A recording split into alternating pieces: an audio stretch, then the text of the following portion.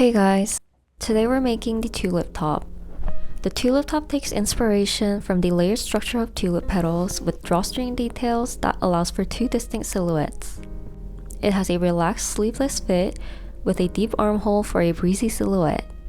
Consider layering with a bralette or inner tank. For best results, I highly recommend using lightweight woven fabric. It also looks great in a sheer fabric like I used, making it perfect for layering over other pieces. Fabric requirements and required tools are listed in the description box below. Let's get started. For your pattern pieces, you will have the front and back bodice piece, the side panel, and the casing. And you will also need some 1cm double fold bias tape that matches your fabric color. With any kind of fabric pen or chalk, mark your notches on the wrong side of your front and back bodice hem. Next, fold your side panel piece in half, right sides together, and mark the top halfway point on the wrong side. Next, fold the back bodice in half, right sides together, matching the shoulder and armhole curves. Then, on the wrong side, mark the center points of the neckline and hem. Unfold the back bodice, and on the wrong side, draw a line connecting the two marked points. From the center back neckline, measure down 18 cm or 19 cm depending on your size, and make an additional mark. Clip down to the mark you just made.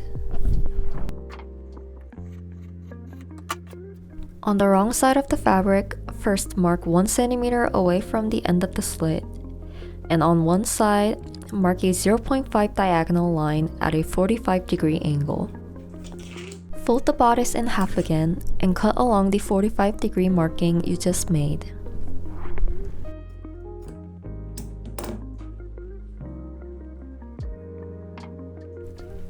Next, prepare the bias tape for the slit. Refer to page 2 on the PDF instructions for the exact required length. With the bias tape folded closed, start by top stitching 1 cm at one end with a 1mm seam. Don't backstitch, just sew straight, and then leave the needle down when you get to the end. Lift the presser foot up and gently open the bias tape. We're going to open up the slit on the back bodice like you see on the diagram and insert it between the bias tape while sewing. Insert the left end of the slit into the fold of the tape with the wrong side facing up. Lower the presser foot, then insert the remaining edges of the slit into the bias tape. Top stitch 1mm from the edge, stitching all the way to the other end to fully enclose the slit with the bias tape.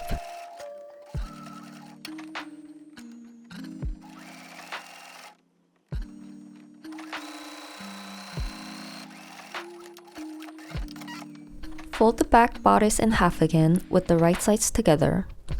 Sew a small triangle to secure the overlapping ends of the bias tape, backstitching 3 times or more for durability. The stitching should end precisely where the bias tape stop stitching finishes.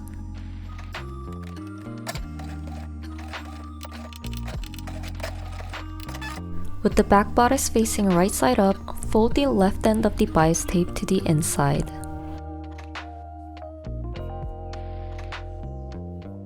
And top stitch 0.5 cm from the upper edge to secure the folded end.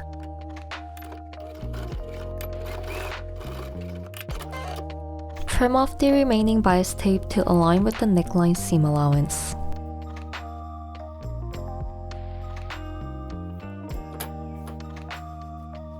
Next, we're going to sew the shoulder seams with a French seam. First, place the front and back bodices with wrong sides facing and sew the shoulder seams with a 0.5 cm seam allowance.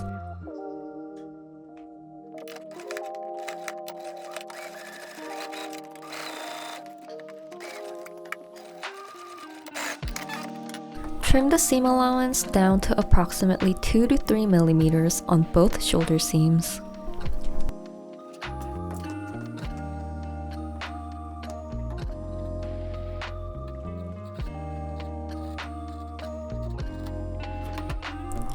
Next, you're going to press the shoulder seams to one side from the right side, and then turn the bodice wrong side out again, Fold along the shoulder seams and press once more from the inside to reinforce the fold.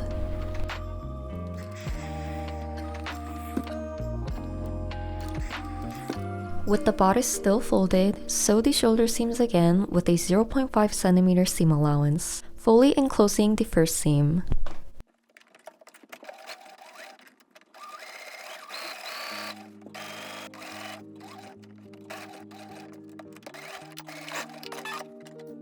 This is what your finished shoulder seam should look like.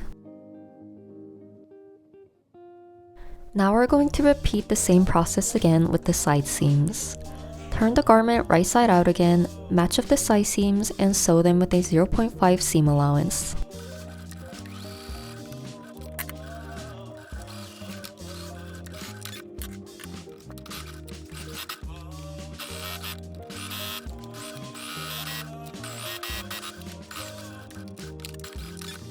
As with the shoulder seams, trim the seam allowance down to 2 to 3 mm first.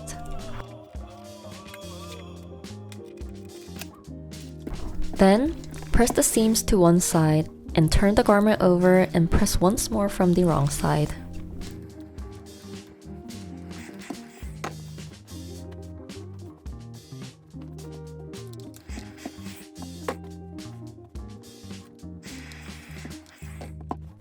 To complete the French seam, place the garment with right sides together and sew the side seams again with a 0.5 cm seam allowance.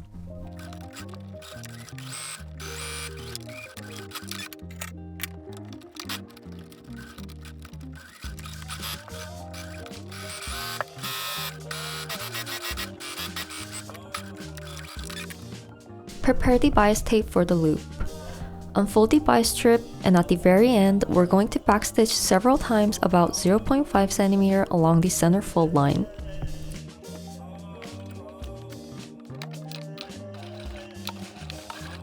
Without cutting the thread, pull it out longer than the length of the bias strip, and then trim. Fold the piece in half with right sides together and trim the end as shown.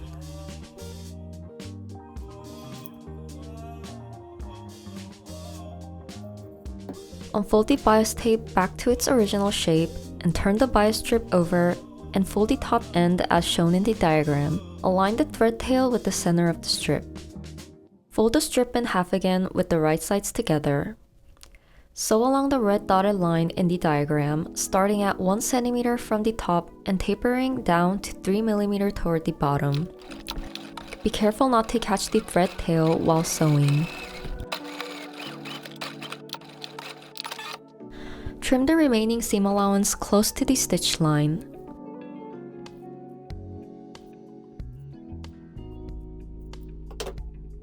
Gently pull the thread tail at the bottom to turn the loop right side out. Finally, trim off any excess bulk at the thick end. Fold the prepared loop piece in half to form a loop that fits your button, and leave a 1 cm seam allowance on both ends.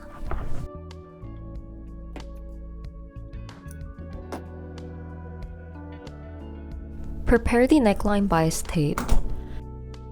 At the left slit on the right side of the back bodice, place the bias tape so that it extends 1 cm beyond the neck edge. Open only the upper seam allowance of the neck bias tape, and align it with the neckline seam allowance right sides together. Continue placing the bias tape along the neckline, extending it all the way back to the right slit of the back bodice. Lay the shoulder seam allowance toward the back while pinning, and sew along the neckline following the upper fold of the bias tape.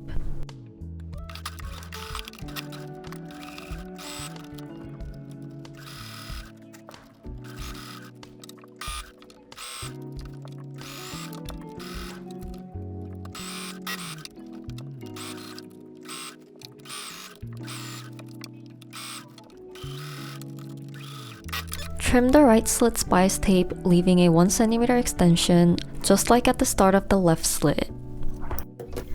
At the left slit on the back bodice, fold the bias tape up along the stitch line we just sewed. Align the raw edge of the loop with the bias tape seam line, placing it at the center of the lower side of the tape. Then, fold the bias tape back towards you along the center crease, wrapping the loop inside and stitch along the seam line to secure the loop.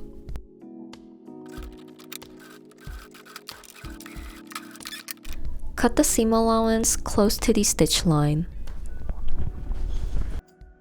Then flip the bias tape to the back with the right side facing out. Finish the other end of the neckline in the same way, but without adding a loop.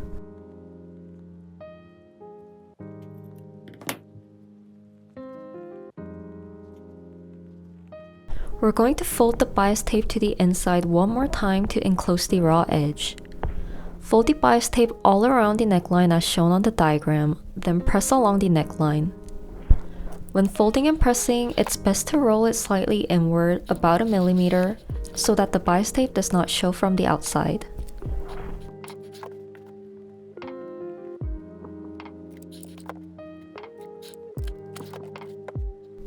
From the inside of the bodice, top stitch about 1 millimeter above the folded edge of the bias tape to secure it. Start at one end of the slit, sew around the neckline, and finish at the other end.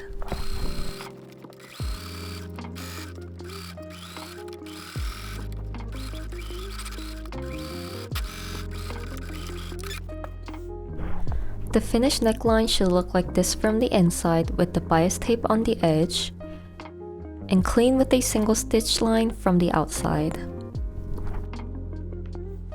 Now moving on to the armhole, start at the bottom edge just like the neckline. With the top of the bias tape unfolded, pin one edge of the bias tape to the armhole right sides together, leaving a 1 cm seam allowance at the beginning. Pin it all the way around the armhole up past the shoulder and back down the underarm. While pinning, lay the shoulder seam and side seam toward the back. Align the two ends of the bias tape at the underarm, right sides together, and sew them together with a 1 cm seam allowance. Make sure to pull the main fabric out of the way so it doesn't get caught while stitching. Open up the seam at the joined ends of the bias tape and finish pinning it onto the armhole. Sew along the armhole following the upper fold of the bias tape.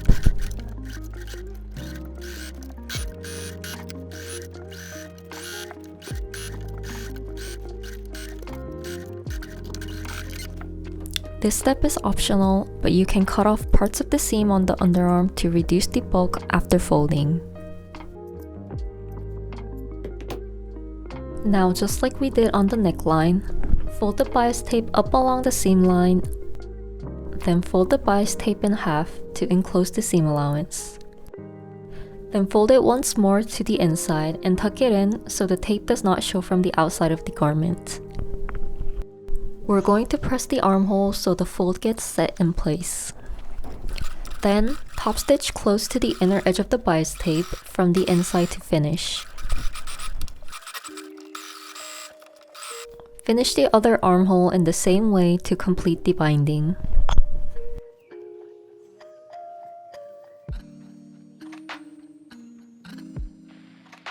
Now we're going to hem the bottom edge of the side panel. I actually found a better method than the one I originally used, so I'll demonstrate this part using a separate calico fabric piece.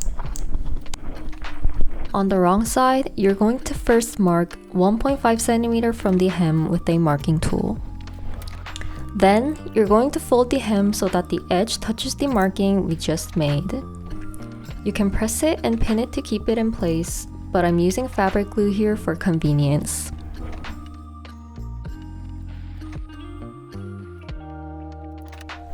After everything's in place, we're going to sew the middle of the seam we just made.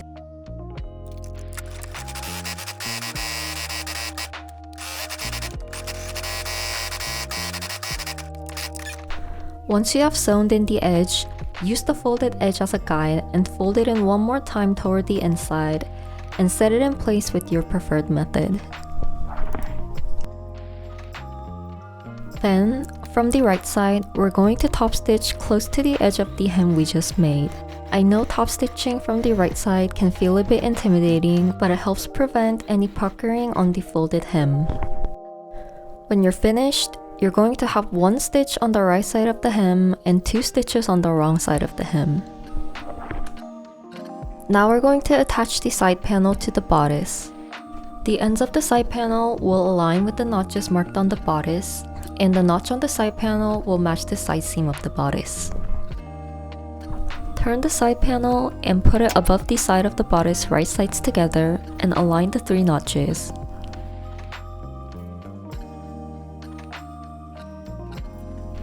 Distribute the remaining edges evenly and pin it in place.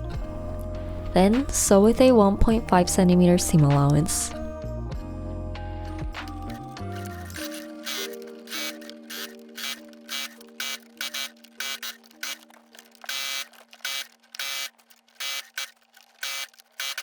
Next, we're going to turn the entire garment inside out and finish the side panel seam allowance along with the bottom edges of both the front and back bodices all in one step. I'll also demonstrate this part using a calico sample because I've made some changes. Just like we did on the side panel hem, start by marking 1.5 cm from the front and back bodice hems, where they are not connected to the side panel.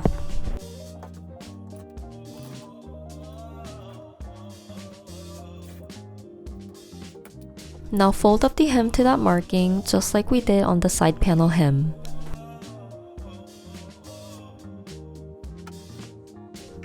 When you reach the area where the side panel is attached, treat both seam allowances as one and continue folding the hem in half all the way around.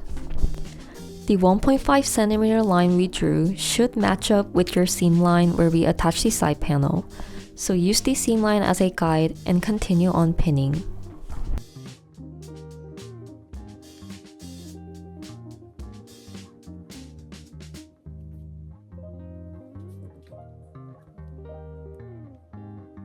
This is how your pinned hem and seam allowances should look. The folded hem from the left side and the seam allowance from the right side should blend into one clean curve. Also, make sure the seam allowance on the right is only pinned to itself, not to the bodice or the side panel. Then, sew right in the middle of the seam all the way around.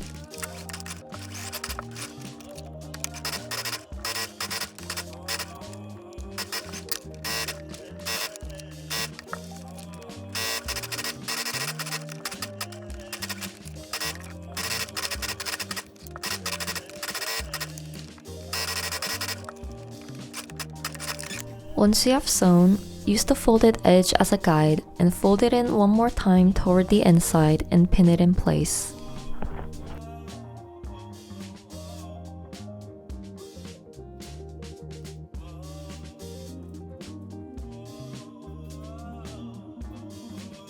Then, top stitch close to the edge of the hem from the inside all the way around.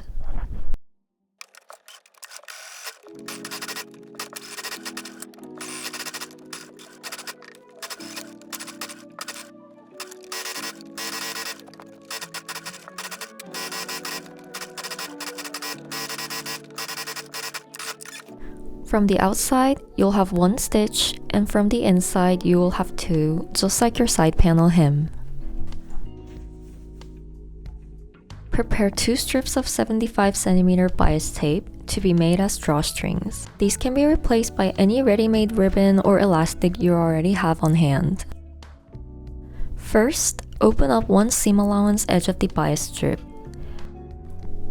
Then, fold the top end inward by 1 cm. Next, fold the opposite edge inward along the center crease.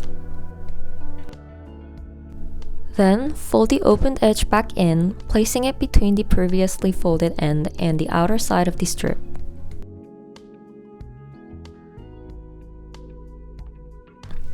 Only one end of the drawstring will be exposed, so finish just one end in this way. Finish by top stitching 2 mm along the edge to secure the opening. Repeat to make 2 drawstrings in total.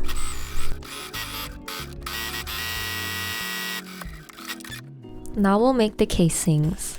First, fold both long edges of the casing piece inward by 1 cm and press.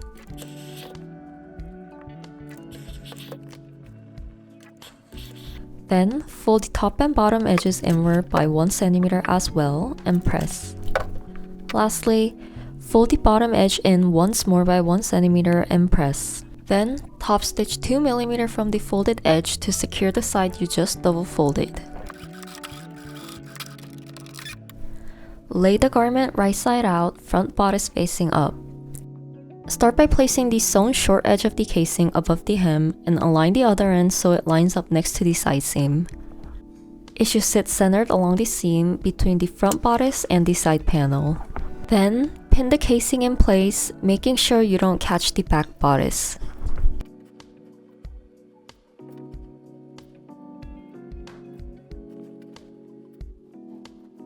Next, stitch down the center of the casing to secure it, but leave a 2 cm gap at the upper part.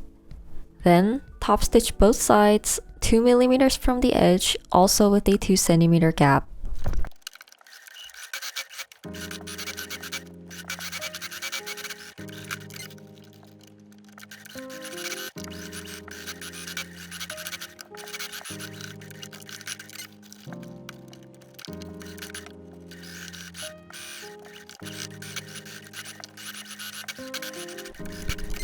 Prepare a loop turner or safety pin to insert the drawstring through the casing. Attach the unfinished end of the drawstring to the loop turner.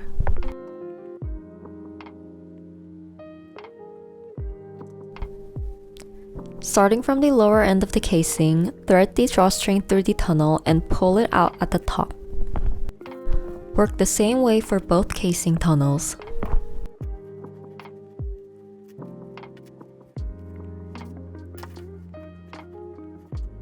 Flip the top 2 cm of the casing outward so the wrong side is visible. Adjust the length of the exposed drawstring so that it matches the 2 cm casing allowance, and tuck it between the folded seam allowances at the top of the casing. Secure the drawstring end by top stitching a rectangle 2 mm from the edge along the red marked line. Then, add one more horizontal stitch line 0.5 cm above the bottom edge of the rectangle to reinforce.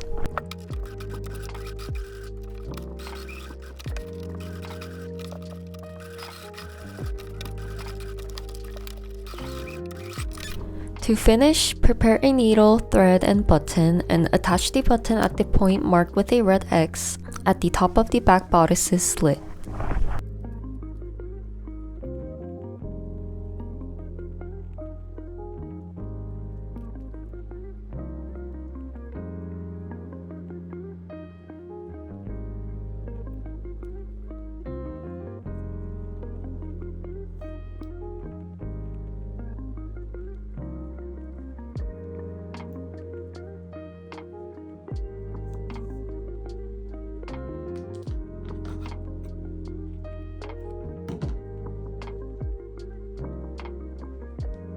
And that is it. You finished your tulip top to add to your summer closet. For the pattern link and detailed step-by-step illustrated instructions, check out the description box below. If you share your work, tag me on Instagram so I can repost and feature it. Thanks for watching this tutorial.